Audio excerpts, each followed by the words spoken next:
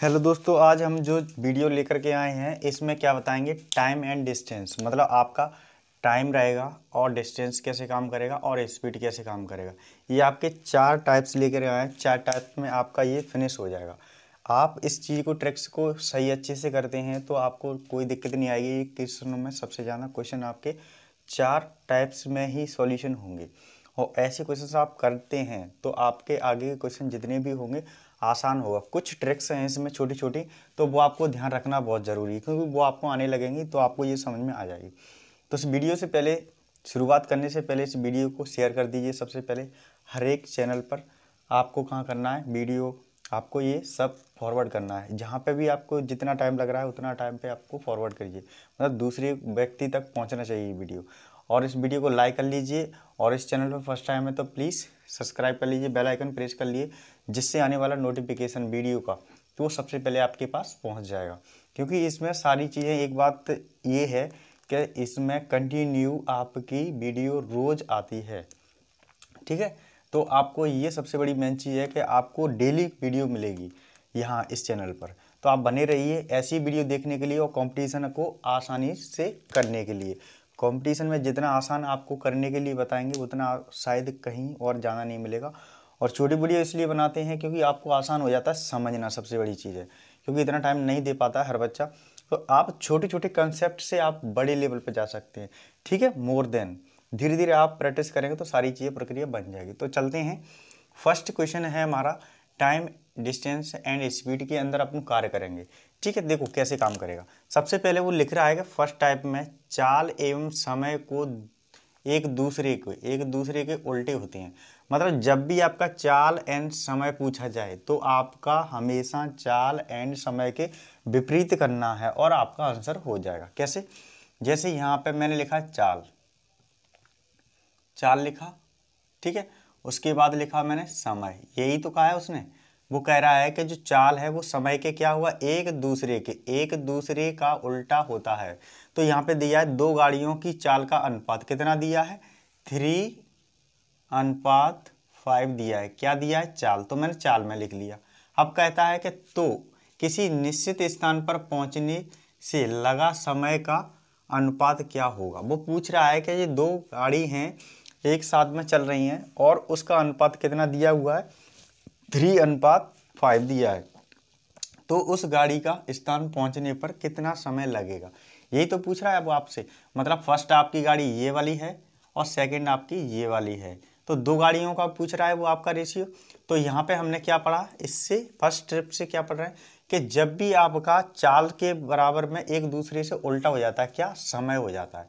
तो समय हो रहा है उल्टा, तो यहाँ पे अपन क्या कर देंगे, इसका चाल का उल्टा कर देंगे। तो ये पहले 5 आ जाएगा और अनुपात में क्या आ जाएगा, 3।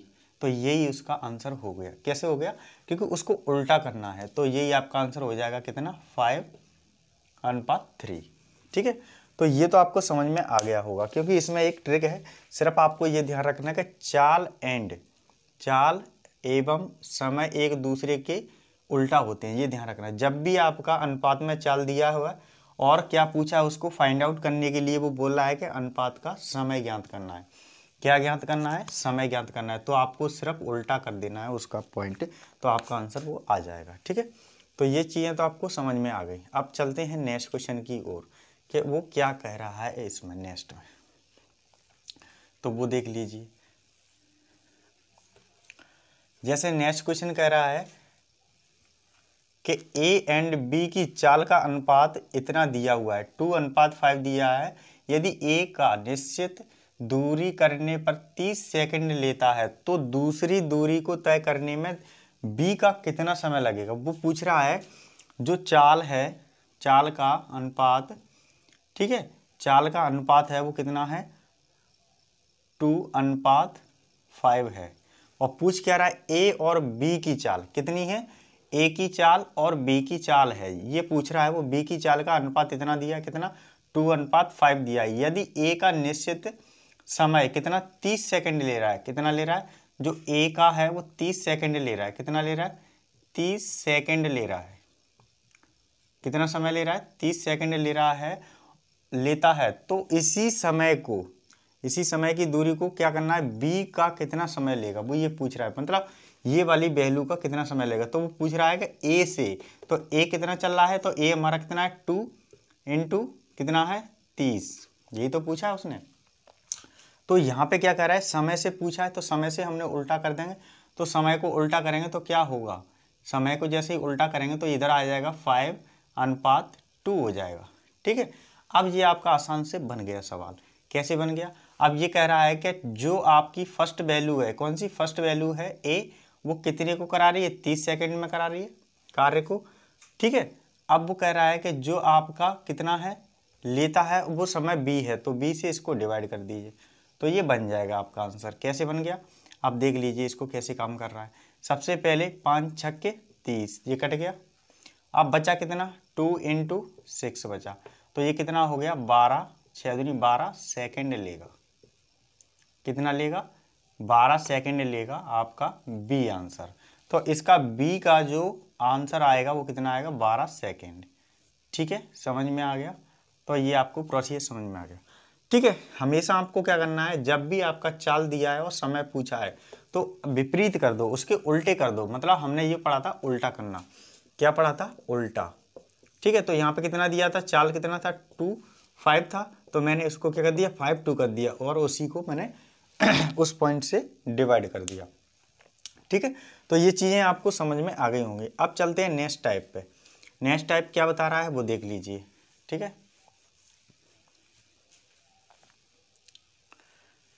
नेक्स्ट टाइप है वो थोड़ा सा अलग है।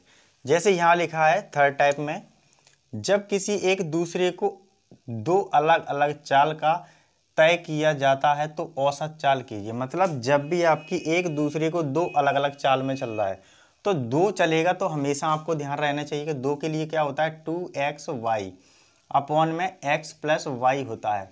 इसी को हम क्या बोलते हैं, एवरेज भी बोलते हैं, एवरेज स्पीड भी बोलते हैं इसी फंक्शन को। तो ये आपका एवरेज फंक्शन होता ही है।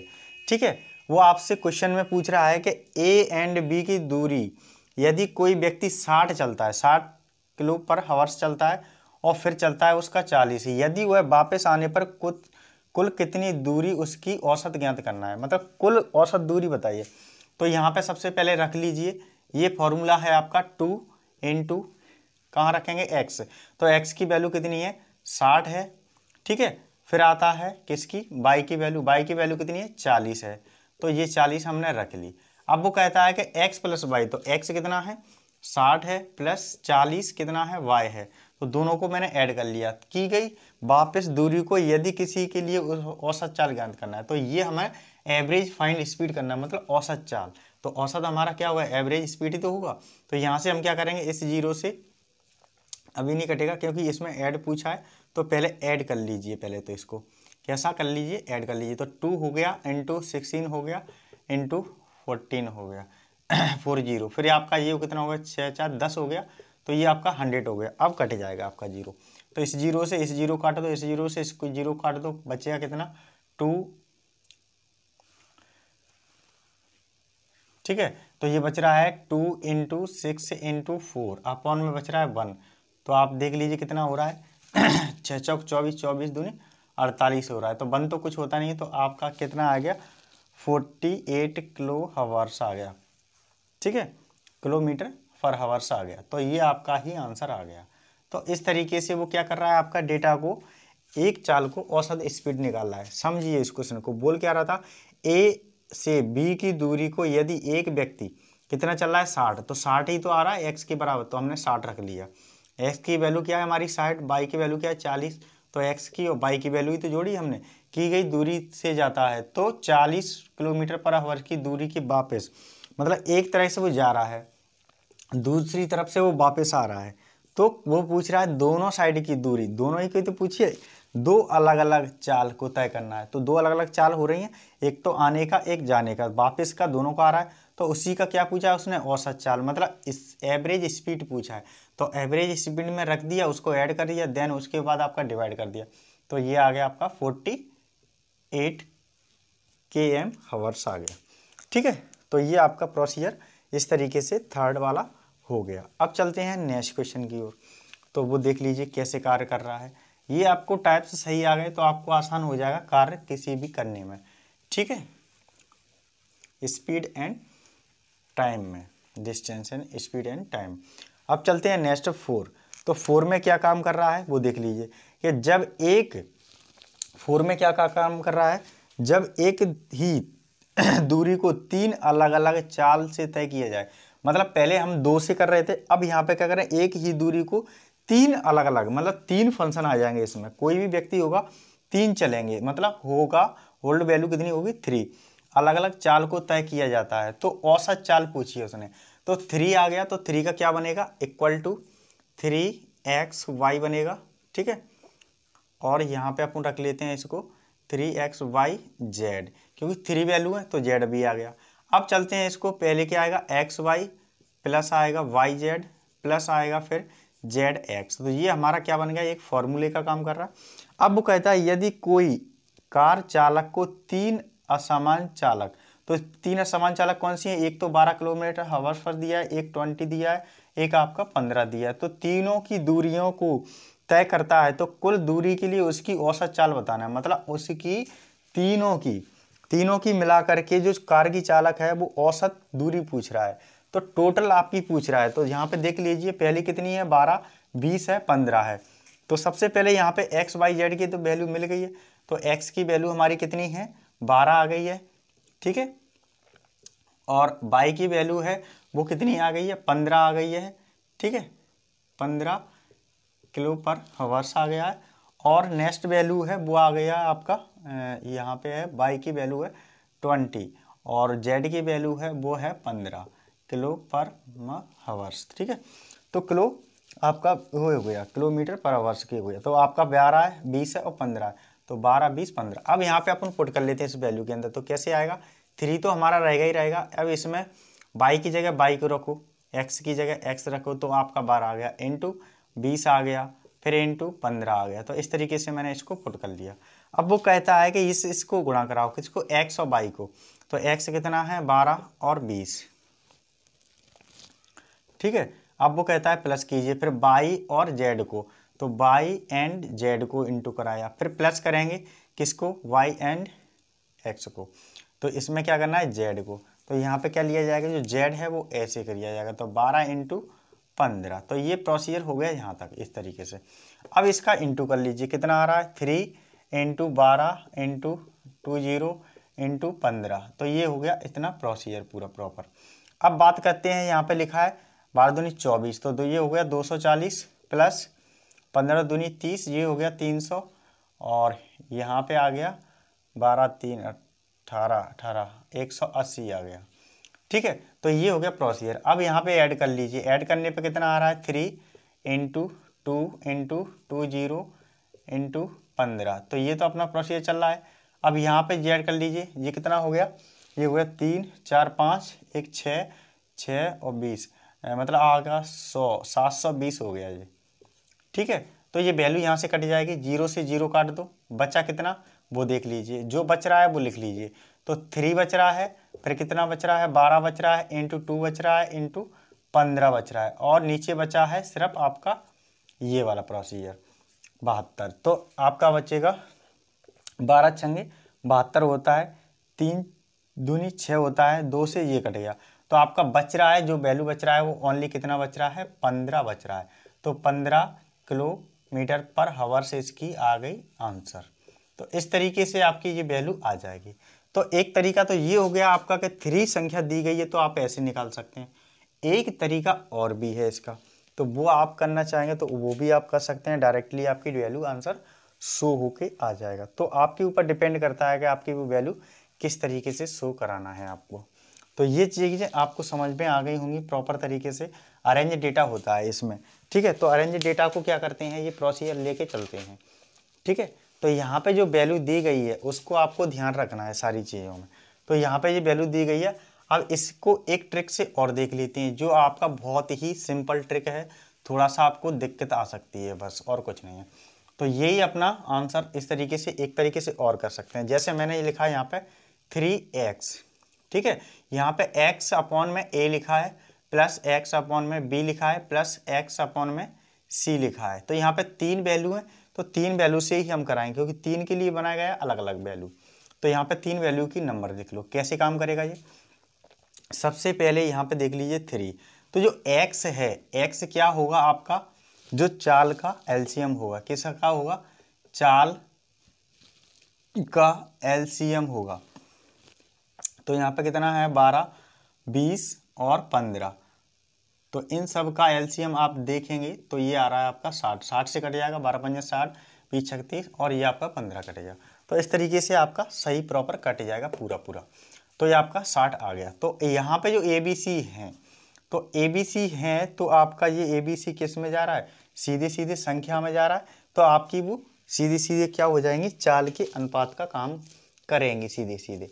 तो ये आपका क्या कर रही है, चाल का। तो यहाँ पे आपको ABC क्या दे रही है, चाल का दे रहे हैं, और यहाँ पे इसका एलसीएम दे रहे हैं। तो यहाँ पे ये ABC क्या है, सारी आपकी चाल हैं, ठीक है। तो यहाँ पे रखा है, तो यहाँ पे आपका x क्या है, यहाँ पे हमने 60 रख लिया, क्योंकि इसका एलसीएम निकाल लिया। अब वैल्यू आता है यहाँ पे x पे कितना है, 60 है, अपॉन में a पे कितना है, 12 है, तो 12 रख लिया, प्लस फिर 60 रखेंगे। नेक्स्ट b पर वैल्यू कितना है, 20, तो 20 रख लिया, प्लस फिर आपका 60 है नेक्स्ट एलसीएम, तो उसके बाद में अपना कितना है, 15 है। तो ये प्रोसीजर आपका इस तरीके से भी इसको सॉल्व कर सकते हैं। कैसे आएगा, तो ऊपर तो कोई चेंजेस नहीं करना है, जैसा है वैसा ही अपन लिख लेते हैं। फिर यहाँ से काटेंगे, कितना बचेगा, 12 पंजा 60, तो ये 5 आ गया। अब आ जाएगा 60, तो 3 आ गया। फिर आएगा 15 चौक 60, तो ये आ गया आपका इस तरीके से। अब इसको कर लीजिए, तो इसका सॉल्यूशन करेंगे तो कितना आएगा, ये 5 3 8 9 10 11 12, तो 12 आपका इस तरफ आ गया। तो 12 पंजा 60, तो ये 5 आ गया। तो बची वैल्यू आपकी कितनी, 3 × 5, ठीक है। तो ये कितना हो गया, 15। तो 15 अब निकाला किस में था, किलोमीटर पर हावर्स में, तो किलोमीटर पर हावर्स में दे दिया जाएगा। तो इस तरीके से भी आपको कर सकते हैं ये वैल्यू आपकी। तो इस तरीके से आपका सिंपल हो जाएगा, बट आपका एलसीएम आना चाहिए इससे पहले। तो एलसीएम नहीं देखा है आपको कैसे निकालते हैं, तो एलसीएम की मैंने वीडियो बना चुका हूँ, तो उनको पहले देख लीजिए, नहीं तो आपको ये आपको प्रॉपर तरीके से नहीं आएगा समझ में। तो आज की क्लास में हमने क्या क्या सुना, क्या क्या देखा, आपका टाइम देखा, डिस्टेंस देखा एंड स्पीड देखा, और ये आपको 4 टाइप्स के अंदर ही आपका सॉल्यूशन फिनिश हो रहा है, ठीक है। तो ऐसी वीडियो देखने के लिए इस चैनल को सब्सक्राइब कर लीजिए, बेल आइकन प्रेस कर लीजिए, ठीक है। और इस वीडियो को सबसे ज़्यादा आपको शेयर करना है, इस वीडियो को लाइक कर दीजिए, और आने वाली नोटिफिकेशन आपके लिए बहुत इंपॉर्टेंट है, क्योंकि जितनी भी वीडियो बन के आएंगी आपके लिए सबसे बेस्ट रहेंगी। तो बने रहिए ऐसी ही वीडियो देखने के लिए इस चैनल में। तब तक के लिए नेक्स्ट वीडियो के लिए इंतज़ार करिए। Thank you very much.